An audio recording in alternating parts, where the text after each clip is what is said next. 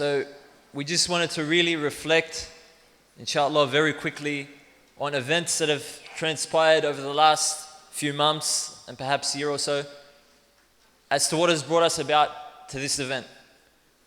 So we can see, if you look up at your screen, modern day Sydney, where the Prophet ﷺ is making headlines and Islam is making headlines, but unfortunately not in a good light. Pressure is being put on the Muslim community.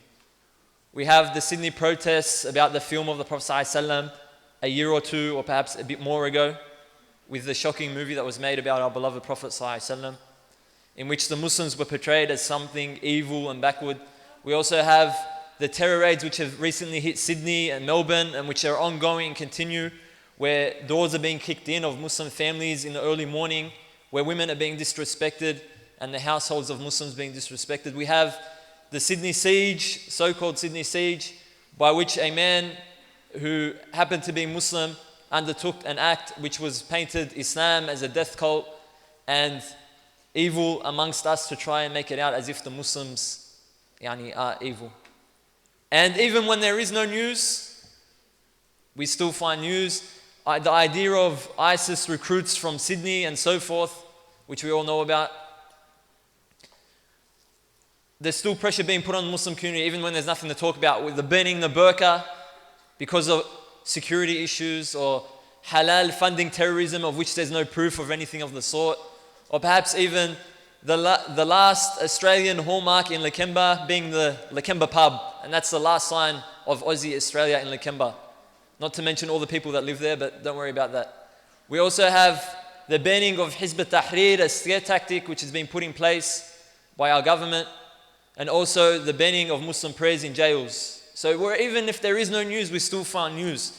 And what's really unfortunate is that this news and the way it's being portrayed now is moving away just from what we used to see before, where it was just about propaganda and sensationalism, where they're actually attacking the core beliefs. They're looking at the Quran as a warranty for terrorists, and they're looking at the Prophet ﷺ as a propagator of violent extremism. So the very core of Islam is being attacked. But this isn't something unfamiliar to us. I mean, this is something, if we read our seerah, if we read the history of the Muslims, we see the Prophet ﷺ went through this. And in fact, the biggest scare tactic of Islamophobia took place against the Prophet ﷺ. We see the example of the Prophet ﷺ when he was praying at the Kaaba, and members of Quraysh came and they put the guts of a camel on him, and the Sahaba, some of them who were in presence of what had happened, stood back and didn't do anything because of fear that they themselves would be attacked because of it. And so they had to stand there and watch the Prophet ﷺ undergoing such an attack. So it's nothing new. It's nothing new because we know what the Quraysh used to call the Prophet ﷺ. They used to say he was a madman. They said he was a magician. They said that he was not from amongst them and that he had forsaken his forefathers. We know what the Prophet ﷺ went through in the year of the boycott, which the Shaykh mentioned very briefly, where Khadija radiallahu anha gave everything she had to support the Muslims, and the Muslims were eating grass just to survive the extreme poverty, but the Prophet ﷺ stayed firm. So we know this Islamophobia is nothing new. We know the attacks on Muslims is nothing new, and it's a part of our history, and so the answers lie in our history. And to share this with us, inshallah, is Sheikh Wesam Charkawi, who will be talking to us about the lessons we can learn from Taif. Sheikh Wesam is a Sydney-based imam. He is a theologian. He's also a da'i. He takes part in Muslim polemics and he discusses and debates different people from different ideologies. Sheikh Wesam has authored 2 books, one on theology and one on Hanafi fiqh. He's also in the process of writing a book regarding atheism and counter-arguments to atheism. Well-known figure in the Sydney community. We asked Sheikh Wesam to come up and address us. Jazakallah khair. Assalamu alaikum wa rahmatullahi wa barakatuh. بسم الله الرحمن الرحيم الحمد لله رب العالمين والصلاة والسلام على سيدنا محمد وعلى آله وأصحابه أجمعين أما بعد قال الله تعالى في القرآن الكريم وما أرسلناك إلا رحمة للعالمين. Allah subhanahu wa ta'ala, he said about the Prophet Muhammad sallallahu alayhi wa sallam that you have not been sent except as a mercy unto mankind, unto humankind. I want to tell you today about the most difficult day that the Prophet Muhammad sallallahu alayhi wa sallam ever experienced. he said this to Aisha radiallahu anha, and inshallah we're going to move into that story. But before we get into that, I just want to give you a little bit of background as to how he got to that event. As you just heard, the Prophet Muhammad alayhi salatu wasalam and his Sahaba and the companions, they were severely treated. What they suffered, what they endured, this should bring a tear to everybody's eyes. The brother just put on the board that they put the camel on the Prophet's back, alayhi salatu wasalam, the insides of the camel on the Prophet's back, alayhi salatu wasalam, whilst he was in sajda.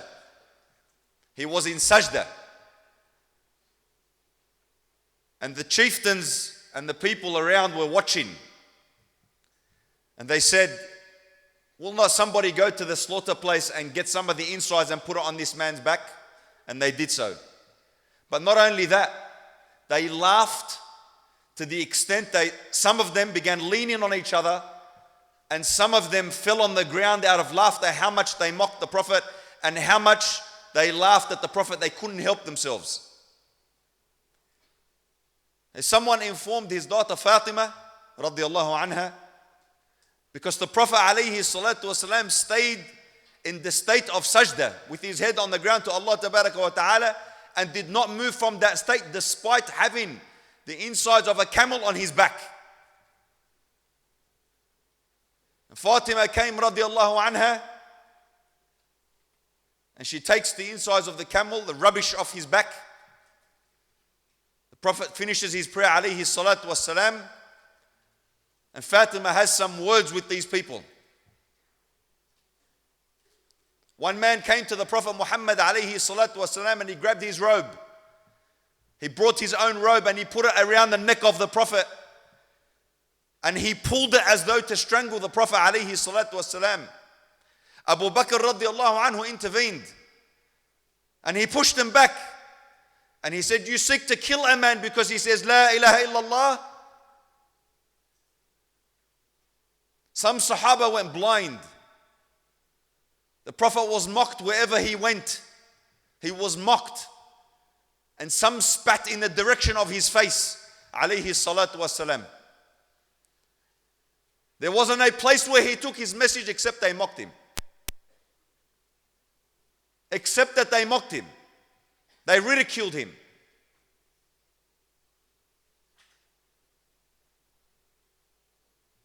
The Sahaba around him endured the same.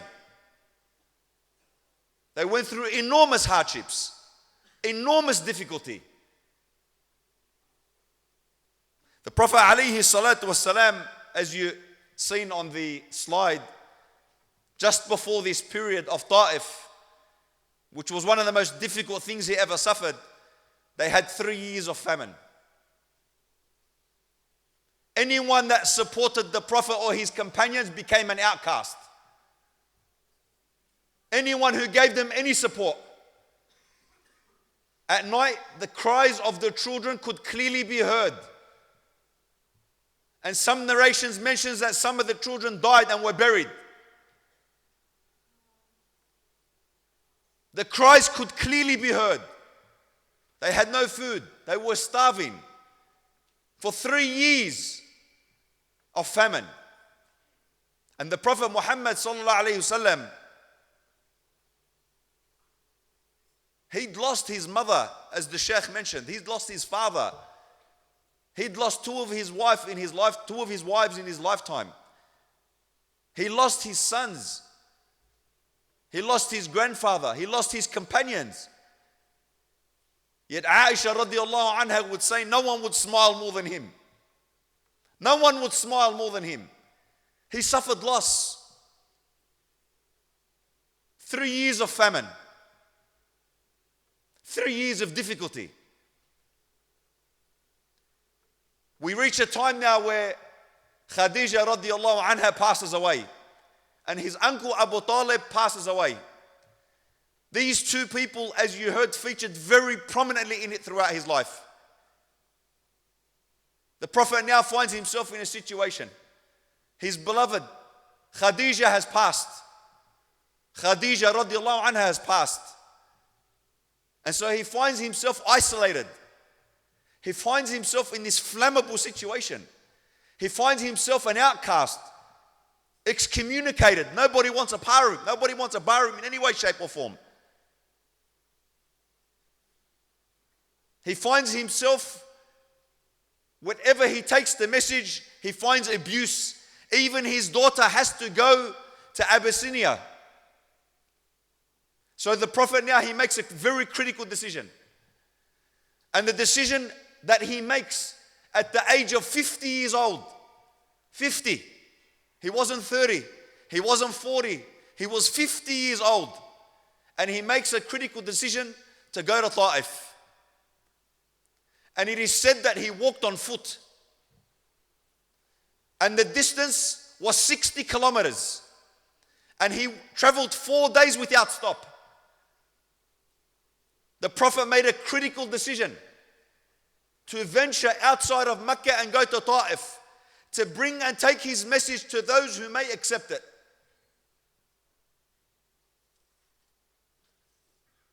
When the Prophet ﷺ arrives in Taif, he's there for 10 days. They don't give him a quick meeting with the chieftains of Taif, but Taif is a large city. They were very formidable. They had nearly what Mecca had. They were very formidable. When they eventually allow the Prophet Muhammad ﷺ a foot in the door, he sits with 3 of the chieftains of Taif. And the Prophet begins to convey the message ﷺ. And one of them says to the Prophet, I heard that you were tearing down the drapes of Mecca. Another one says, could Allah subhanahu wa ta'ala not have given the message? Could God not have given the message to anybody better than you? And another says that if you are a prophet, you're too important for me and I shouldn't be speaking to you. And if you are a liar, then I shouldn't be speaking to you anyway. The Prophet, he realized that the situation was futile. So he got up and he departed. He got up, alayhi salatu wasalam, and he departed. But they were not going to let him depart that easily. It wasn't going to be an easy exit. So they gathered their simpletons. They called upon their simpletons and their youth and their young. And they lined up the road that leads out of Taif. They lined up on the road that leads out of Taif. It wasn't going to be an easy exit. We're not going to let you leave easily. They incited the young, they incited the foolish ones. And as the Prophet, he exited and put one foot on the road, they began throwing their stones at Nabiina Muhammad sallallahu alayhi wasallam. And one narration states that every single time that he lifted one foot, they stoned him. And every single time he put the foot down, they threw the rocks and stoned him with the rocks. He lifted their foot and they cast the stones. And he placed the foot and they cast the stones. And he began to walk faster. And as he began to walk faster, they began to throw the stones at a faster pace. Zayd ibn al-Haritha attempted to protect the Prophet Muhammad alayhi salatu wasalam, and he was hit in the head and he suffered some head injuries. And it's almost like the Prophet alayhi salatu wasalam said, you stand back, you leave me. And they stoned him and they stoned him and they stoned him. It was that difficult for the Prophet Muhammad alayhi salatu wasalam. And the simpletons who stoned him, they only stopped because they got tired. They chased him for a few kilometers. And the few kilometers took him a long time. But only because they got tired. They got bored. They got bored from pelting the Prophet ﷺ with stones. At that point, the Prophet alayhi salatu wasalam, he enters the garden of Rabi'ah. And the simpletons are chased off, the hecklers are chased off. The Prophet takes shade under a tree, alayhi salatu wasalam. And as he takes shade under a tree, he says, Allahumma ilayka ashku da'fa quwwati. Allahumma, to you, Ya Allah, I bring my weakness. Allahumma ya Rab, I bring da'fa quwwati, I bring my weakness. I'm weak, Ya Allah.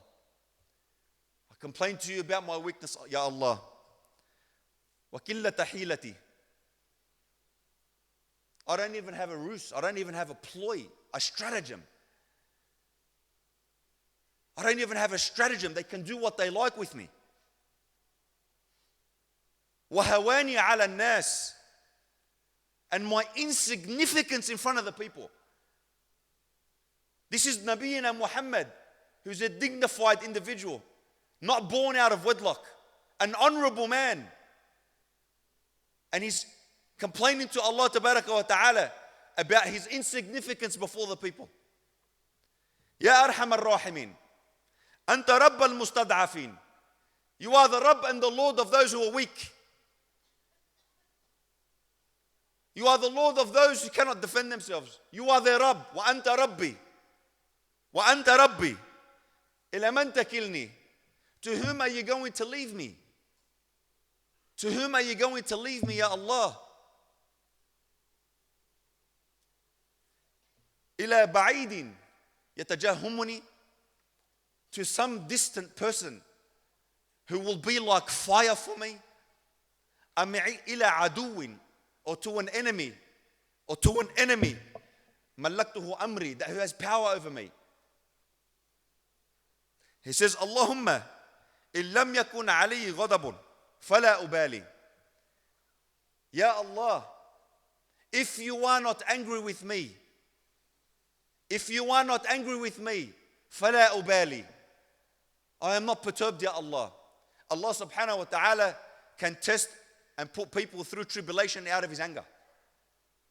And some to elevate them in ranks. And some to elevate them in ranks. وَلَكِنْ عَافِيَتُكَ هِيَ أَوْسَعَ لِي. But Ya Allah, your pardon is easier for me. Your pardon is easier for me.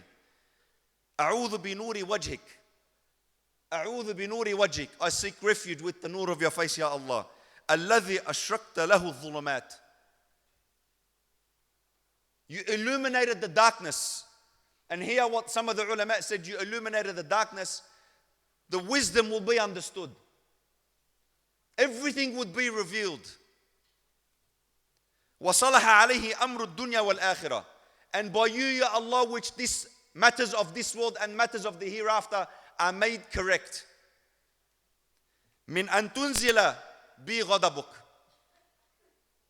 From your anger disseminating upon me, Ya Allah. أَوْ يُحِلُّ عَلَيْهِ سَخَطُكَ. Or you pour out your displeasure upon me. And the Prophet alayhi salatu wasalam, he said, لَكَ الْعُتْبَ حَتَّى تَرْضَى. And you can reproach and scorn until you are pleasured. وَلَا حَوْلَ وَلَا قُوَّةَ إِلَّا بِكَ. There is no power except in your hands, Ya Allah Tabaraka wa Ta'ala. The Prophet Muhammad alayhi salatu wasalam, at this point, some of the people, the sons of Rabi'ah, are there and they hear the dua of the Prophet alayhi salatu wasalam. And as they hear the dua of the Prophet, they move to some emotion. So they sent a servant, a Christian servant whose name was Addas, to pick some grapes for the Prophet alayhi salatu wasalam. He picks some grapes for the Prophet alayhi salatu wasalam and he gives them to the Prophet, and the Prophet says, Bismillah. Addas says to him, a Christian servant, he said, these are words that are unfamiliar in this land. So the Prophet, he says, who are you and what is your religion? He told him, I am a Christian man and I belong to the land of Nineveh, which is in Mosul. The Prophet said, Yunus bin Matta. He said, correct. How do you know Yunus bin Matta? He said, he was a prophet and I am a prophet. He is my brother and I am his brother. So Addas, he comes to the Prophet and he kisses his hands, his head and his feet. And the scholars have said that this is one of the first signs where Allah subhanahu wa ta'ala, He begins to mend the broken heart of the Prophet alayhi salatu wasalam with kisses after abuse. The Prophet alayhi salatu wasalam, he looks up and he sees a cloud above him, and in the middle is Jibreel alayhi salam. And with him he has the angel of the mountains.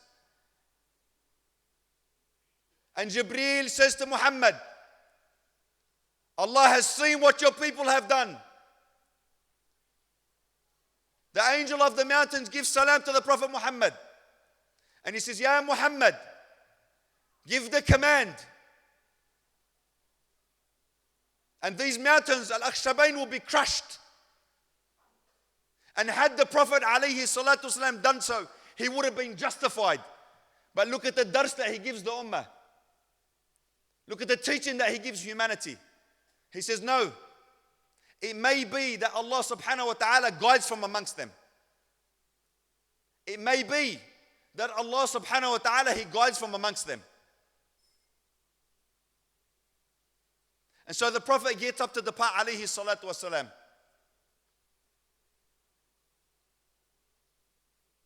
And he's in a very saddened, very confused state. And he travels back to Mecca. And Zayd ibn al-Haritha, he tells the Prophet Muhammad alayhi salatu wasalam, he says, how will we enter? They've outcast you. You're an isolated individual. How will we enter? Look at this teaching that the Prophet gives. And he was not shaken. His resolve in Allah was unshaken. He said, Allah will provide a way out. Allah tabaraka wa ta'ala will provide a way out. They call on Mut'im ibn Adi, and he says, I will protect you, O Prophet of God. And he comes and he has men with him who are armed, and he escorts the Prophet alayhi salatu salam back into safety. It is said that what the Prophet endured, that his black sandals had, because the Prophet used to wear black sandals, it is said there was a tinge of red on those sandals after his feet were stoned with the rocks, and he was pelted with the rocks. This is our beloved Prophet Muhammad alayhi salatu salam.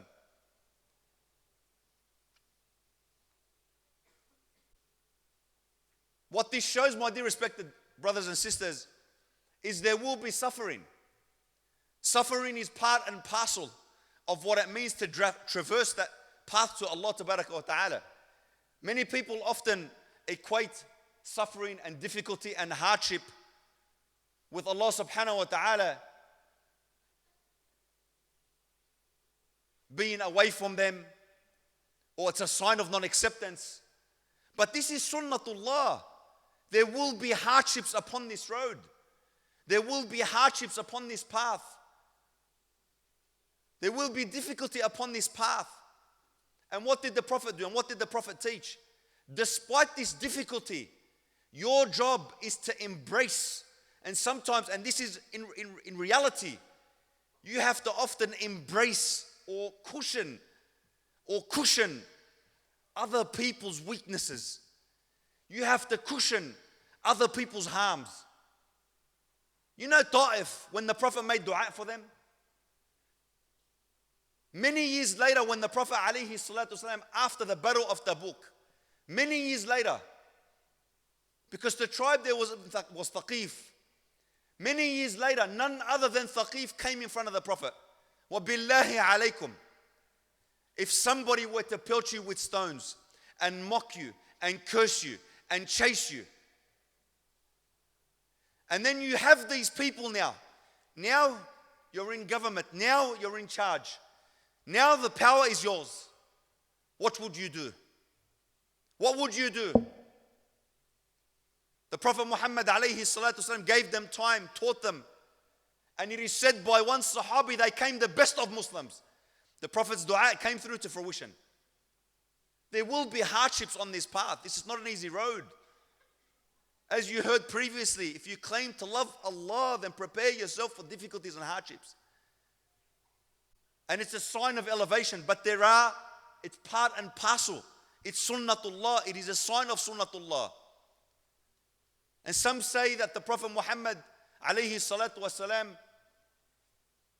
when he outcried to Allah tabaraka wa ta'ala, is this not a sign that he was in opposition? The contrary.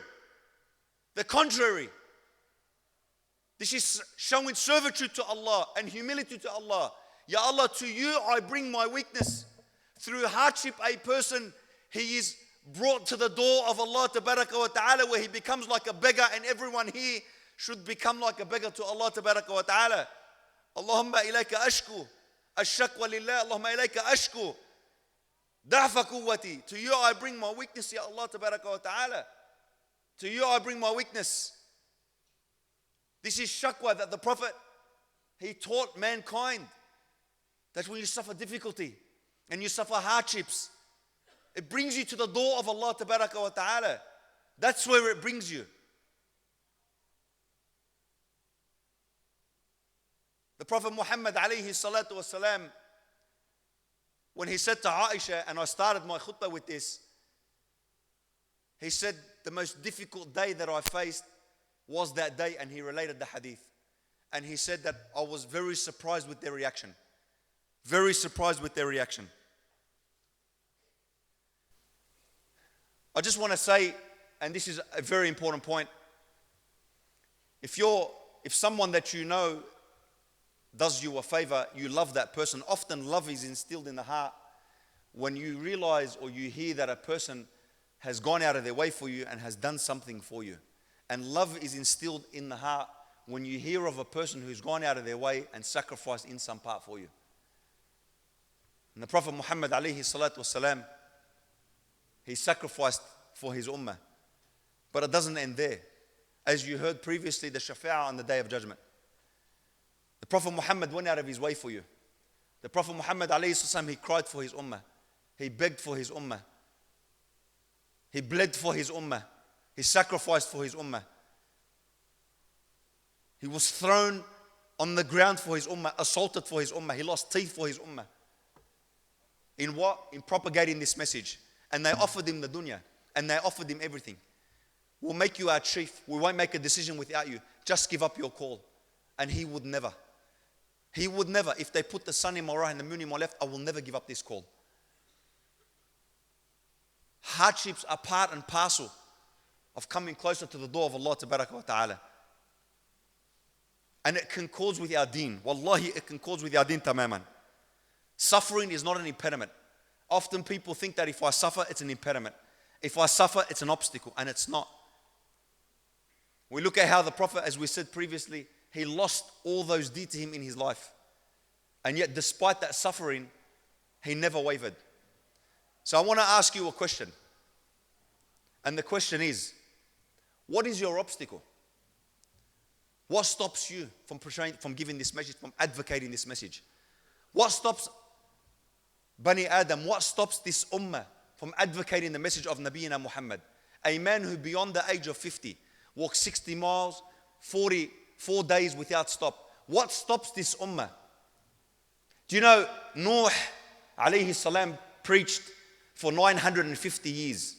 For 950 years of his preaching, he lived for more than 1,000 years. Ibn Kathir mentioned that Nuh lived for 1,250 years. And he preached for 950 years. And at the very end, the people that got on his ark, it is said that he only had 10 people. One narration mentions 10 people. One narration mentions 80. It is said that they assaulted Nuh so heavily. And they beat him and beat him and beat him. And they wrapped him in a cloth. And they chucked him in this enclosure. And they thought he was dead. They thought he was dead. And he comes through the next day and he says, Allahumma aghfir li qawmi fa innahum la ya'lamun. Allahumma forgive my people that don't know what they're doing. Difficulty and hardship is not an impediment to your deen. It's no way an impediment. But it's bringing you closer to the door of Allah tabaraka wa ta'ala. So what obstacle do we have? What stops us from calling? What stops us from being a mentor for other people? What is it? Wallahi, we look around today and what a fantastic event. But there is a lot of self-absorption that has encapsulated the hearts. You run today a survey and you tell people, who is your hero? What is it that identifies you? Who is your hero in your life? Who do you look up to? Who do you want to be like? And then you'll see the answers. We ran that same thing and it was anyone but Muhammad alayhi salatu wasalam. Anyone but the Prophet Muhammad alayhi salatu wasalam. He's my hero. He is my hero. He made me a better man. He made me a better brother.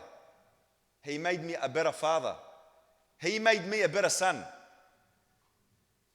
He made me a better community member. Only in adopting his way, I am who I am today. Not because of anybody else, wallahi, not because of anybody else, but only because of him. Only because of that man. And so, when you think, I visited this individual one day and he lost his son. And he was torn in his heart. And when I said the Prophet Muhammad alayhi salatu wasalam also lost his son and he cried. He said, that brings joy to my heart. You can only become the best you can be through him. And that's why he said, إِنَّمَا بُعِثَ لِيُتَمِّمَ مَكَارِمُ الْأَخْلَاقِ. I came to complete you, to make you the best that you can be. The best that you can be. The best that you can be. They loved him so much. And even Urwa ibn Mas'ud, when he was coming to make a pact with the Prophet at Sulh Hudaybiyah, and they saw the Prophet Muhammad, and he went back to Quraysh, he said, I've never seen people like this. Make a deal with him. I've never seen people like this. When they speak, they don't raise their voice above his. They never look at him in the eye. When he spits, they shuffle with each other to see who's going to acquire that spit. And when he makes wudu, they're going to nearly fight each other to collect the remnants. Sa'ad ibn Rabi' when he was dying, and one Sahaba came to look for Sa'ad ibn Rabi'. I'll mention this, inshallah, I'll finish. And the Sahaba he called on the battlefield, Ya Sa'ad, are you amongst the living or are you amongst the dead? He said, I'm amongst the dead. I'm amongst the dead. And it is said that Sa'ad was breathing his last breaths. He was going to die. And Sa'ad, he says, give my salam to Rasulullah at his death. Give my salam to Rasulullah and tell the ummah, لا عذر لكم يوم القيامة. There is no excuse for you on Judgment Day. If anything happens to the Prophet whilst you're still breathing. That's the love that they had for him. That was who they were. He made them who they were. And they loved him. And they protected him with their lives. So may Allah subhanahu wa ta'ala make this man the core of our hearts. May Allah subhanahu wa ta'ala allow us to follow his way. We ask from the khair in which the Prophet Muhammad alayhi salam called for. And we ask Allah subhanahu wa ta'ala to keep us away from that which he asked to be kept away. وآخر دعوانا أن الحمد لله رب العالمين سبحانك وبحمدك لا إله إلا أنت نستغفرك ونتوب إليك جزاكم الله كل خير.